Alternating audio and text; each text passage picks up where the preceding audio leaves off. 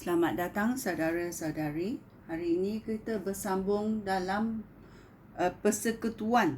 Kita belajar apa maknanya persekutuan di dalam gereja. Ya, ada 8 cirinya. Kita akan belajar lebih teliti mengenai 8 ciri ini.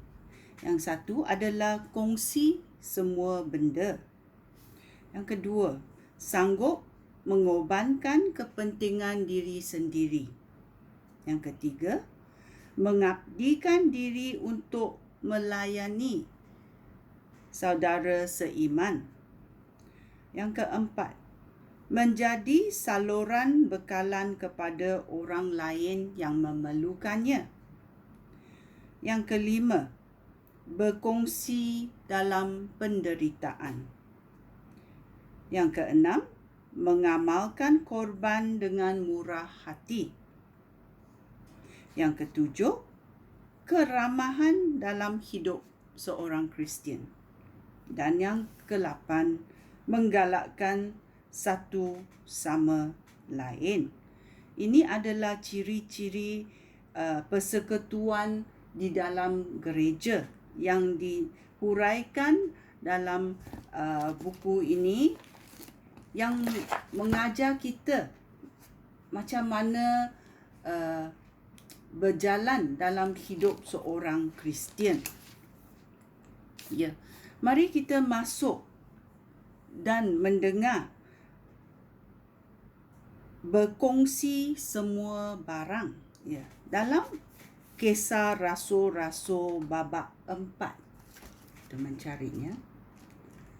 Kisah Rasul-Rasul babak 4 ayat 32 berkata,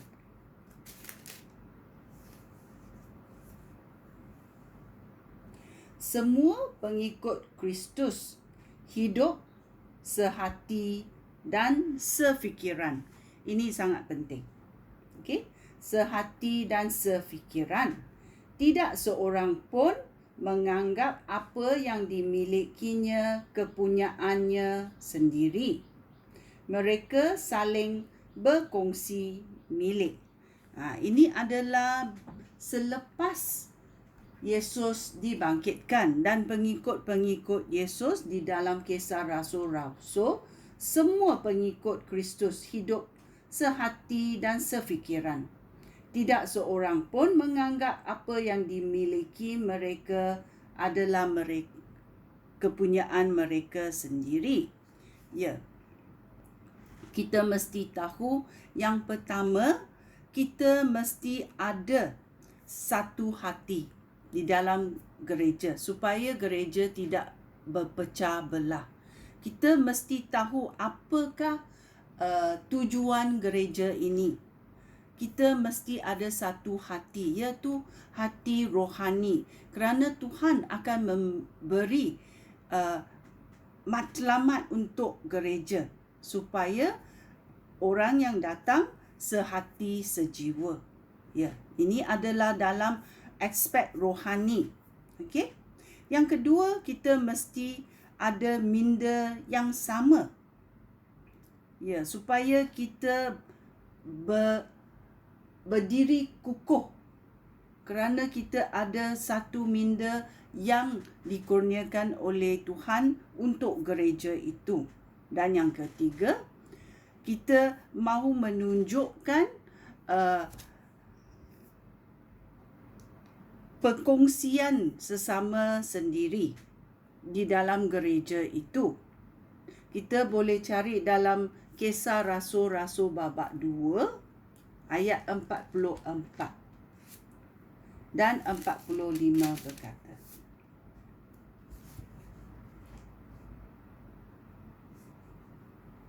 semua pengikut Kristus berkumpul dengan penuh keakraban dan mereka berkongsi milik. Mereka menjual harta milik dan berbahagi-bahagikan wang itu di kalangan mereka menurut keperluan mereka masing-masing. Ya. Ini adalah cara hidup pengikut Kristus dalam masa Kisah Rasul-Rasul. Ya. Pada zaman ini banyak tipu muslihat yang berlaku di dunia ini. Dan ini mengakibatkan benda-benda ketidakpercayaan berlaku. Tetapi ini bukan yang Tuhan mahu. Tuhan berkata kongsi semua benda. Di dalam Kisah Rasul-Rasul babak 4 ayat 32 dan Kisah Rasul-Rasul babak 2 ayat 44 dan 45 sudah mengatakan mereka membahagi-bahagikan wang itu di kalangan mereka menurut keperluan masing-masing. Ya, keperluan masing-masing. Bukan satu jadi pemalas, bukan satu yang buat kerja sahaja. Mereka ada satu hati dalam rohani, dalam minda, dan melakukan semuanya menurut apa yang dikurniakan oleh Tuhan. Ini sungguh penting. Okey? Yang kedua adalah untuk sanggup mengorbankan diri,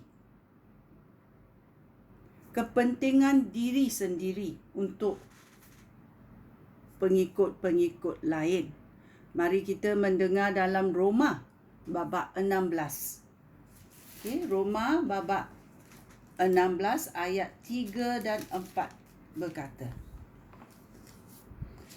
"Sampaikan salam aku kepada Priscilla dan Aquila, rakan-rakan aku yang sama-sama bekerja untuk Kristus Yesus. Mereka menyambung nyawa untuk aku.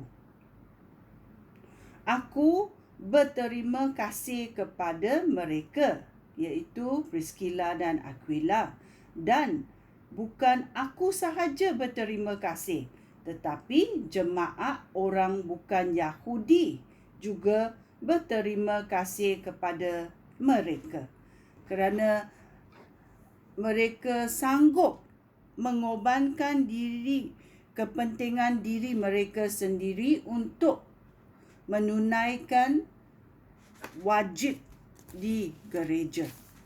Ya. Ya. Yang ketiga kita mau belajar adalah mengabdikan diri untuk melayani saudara seiman, iaitu dalam 1 Korintius babak 16 ayat 15.